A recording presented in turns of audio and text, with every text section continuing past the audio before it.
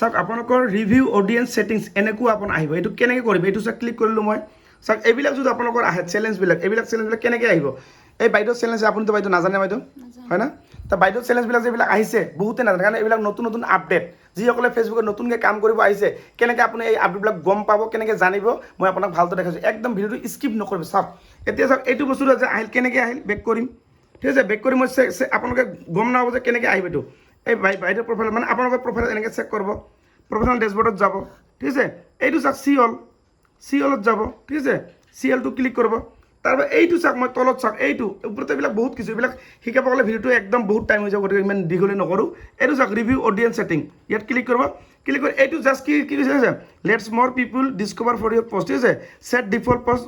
audience to public যিটো আপোনাৰ public কৰিল মানে পাব্লিকে চাব সেইকাৰণে এইটো পাব্লিক কৰি